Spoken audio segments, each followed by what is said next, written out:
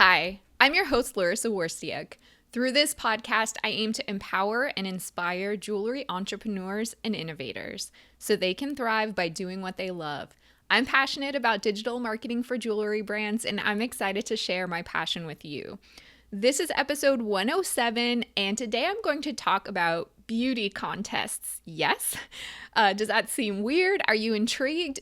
Okay, so to be more specific, I'm going to discuss why jewelry marketing is not a beauty contest. To find out what I mean, keep listening to this episode. As a side note, this will be my last episode of 2020, but don't worry, I'll be back in 2021 with lots more informative content. I have so many things planned and I can't wait to share them with you. I don't know about you, but I'm really looking forward to the new year, which will be full of possibilities and potential. Before we get to the focus of this episode, as usual, I want to share some marketing related news and insights from the past week that caught my attention. So first, Search Engine Journal recently shared an excellent article about SEO and how misspelled keywords can negatively impact your search position.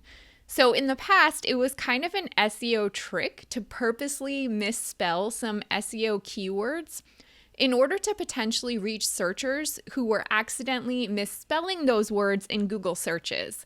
But over the years, search engines have definitely gotten better at understanding what words mean. As a result, properly or purposely misspelling your SEO keywords or even accidentally misspelling them can really hurt your search engine rankings. Make sure you're proofreading your work when you're creating any content that could potentially impact your search engine rankings. Social Media Today recently shared 25 predictions for social media marketing in 2020. Which ones did I find the most interesting and relevant for jewelry brands? Well, first, the article predicts that, quote, Instagram will look to continue the development of its shopping tools in order to further encourage habitual shopping behavior. Expect Instagram to add advanced one-click purchasing, end quote. Furthermore, they predict that the Instagram home feed will change, putting more focus on stories and less focus on the main Instagram feed.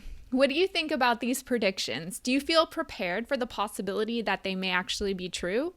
And finally, Think with Google recently shared some tips for having a flexible marketing plan in times of uncertainty. What do they suggest? Well, get used to being nimble and pivoting frequently.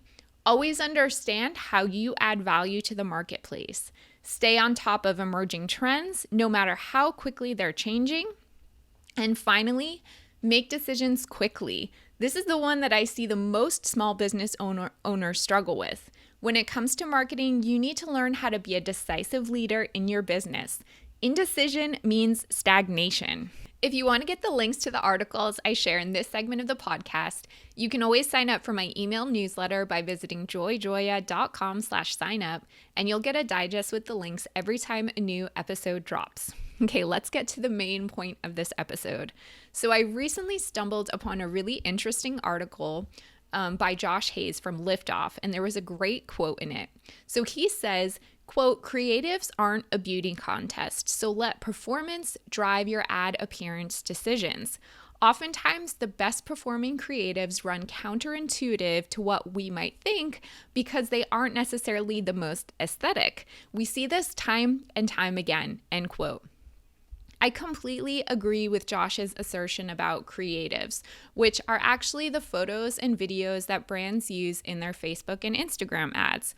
When I build a Facebook advertising campaign for a client, I'm actually not necessarily looking for the client's most beautiful photo and video assets. In fact, the beautiful photos are usually the ones that perform the worst in advertisements, if you can believe that. They tend to look too polished and therefore unrelatable to target customers. Instead, I look for creative that's unique, memorable, engaging, and something that will inspire emotion or cause a Facebook or Instagram user to stop in his or her tracks. That photo or video will probably not be the quote-unquote beautiful one.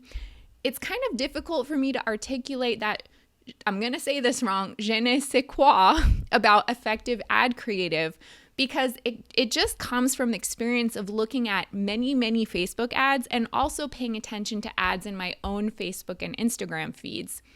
In managing my clients' Facebook ads, I also see on a daily basis what does and does not engage Facebook and Instagram users. However, I can offer a few general guidelines that will help you choose the right ad creative, so you're not always just relying on the beautiful options. According to stats about Facebook from Social Report, quote, 350 million photos are uploaded every day, with 14.58 million photo uploads per hour, 243,000 photo uploads per minute, and 4,000 photo uploads per second, end quote. If you want to stand out from the crowd, and trust me, it's a big crowd, you're going to have to do better than beautiful. So follow these best practices. First, you're going to want to tell a story and capture emotion. Telling a story and capturing a user's emotions is actually extremely difficult to do with only a single image, a carousel of images, or even a 15-second video. Many of my clients who try to manage Facebook ads on their own really underestimate the challenge of basically having to communicate everything about their brand with very little digital real estate. However, the more you can tell the story of your brand or make the casual newsfeed scroller feel something, the better chance you have at earning a click. 2, don't try to clutter your ad with excessive text. If you try to put too much text on the image itself, then Facebook will likely reject your ad. However, even if you are able to get your text-heavy graphic past Facebook's AI screening process, you'll still want to avoid doing that in general. A few words may be appropriate for some campaigns, but you'll only want to use text sparingly and with an intentional strategy behind it. 3, give them something they can't ignore. Consider your own browsing habits on Facebook and Instagram. You're likely scrolling and only partially paying attention to what you see. But what makes you stop and click? What are the things you just can't ignore? Your ad creative should be the thing that a user can't ignore, even if that person knows absolutely nothing about your brand. What can you show them to inspire them to sacrifice a few precious minutes of their time? Next, you'll want to create visual contrast and use color. So a typical Facebook feed involves a lot of blue and white with pops of color from images and graphics. Instagram is similarly stark. If your Facebook creative is blending into the background, then I hate to say it, but no one's going to notice you. Be sure to use color strategically and to include visual contrast in your photos and videos. Your photos should be eye-catching, even when they're being displayed at a small size. Next, you'll want to avoid clutter and keep it simple. In the composition of the images or videos themselves, you'll really want to keep things simple. Make your jewelry products or the models the center of attention. Avoid distracting backgrounds or trying to cram too much stuff into the frame. You don't want to overwhelm your target customer with too much visual information or too small details that they can't see. Next, you'll want to consider your ad placements. When you do create your ad campaign, you'll have the option to choose between automatic and manual placements. I always recommend manual placements since you have more control over how to display your creatives. The word placement refers to where your ad is being shown, like, for example, on the Instagram newsfeed, in an Instagram story, or on the Facebook newsfeed. To learn more about all the different placements, you can check out Facebook's official documentation. A creative that might work really well on Instagram may actually not work as well on Facebook, but you'll have to do some testing to know for sure. Next, you'll want to consider your personas.